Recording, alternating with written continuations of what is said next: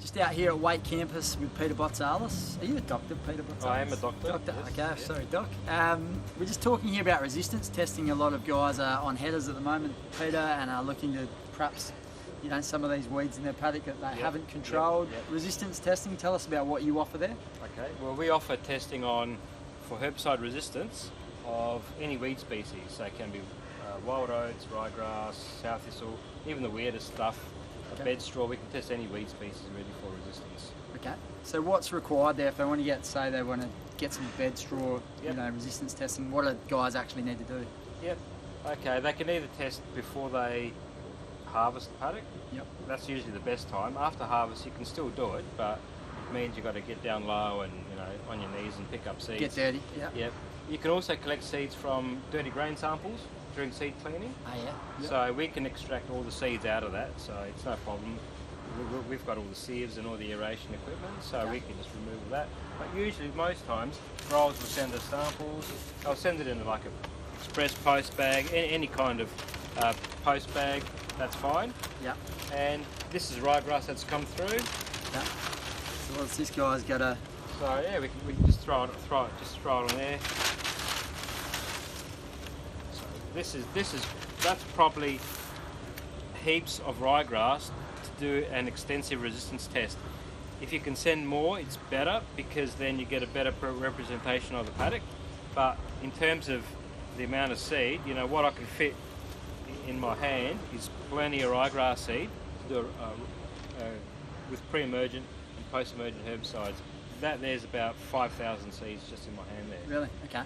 So get a sample, stick in the bag, post it into you, and then you can pretty much do the rest, and you'll send back a report. Is that what the grower gets? That's right. It's not as easy as that sounds, because this ryegrass, it's not going to germinate until March or April. Okay, right. It's dormant. It's got dormancy.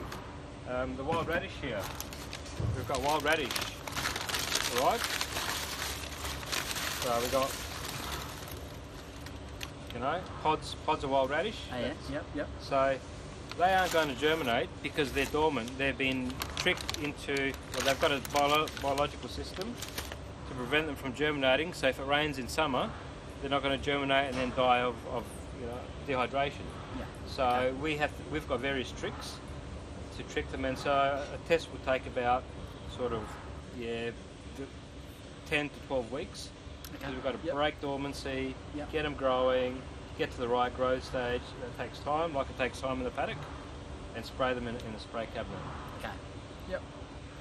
So as a result of that, then you give a report back on, you know, this percentage resistant to these chemicals. So every grower gets a report for every sample, and they get a percent survival. So how many plants out of 100 survive the herbicide? Okay.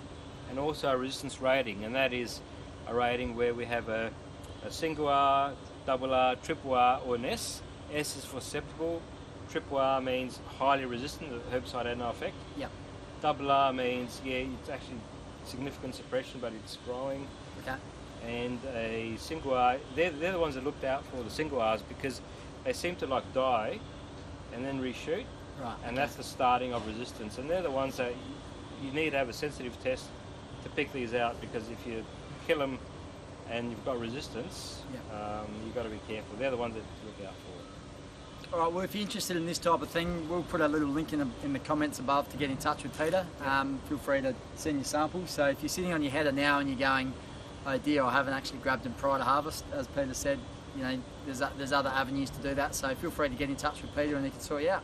Sure, the best way to do that is if you go to the website www.plantscienceconsulting.com.au. So if you just type in Plant Science Consulting in Google, it'll bring out the... We'll put a little link, shall we, in above the... Sounds All right, hope harvest is going well, guys. Thanks. Yep, good luck.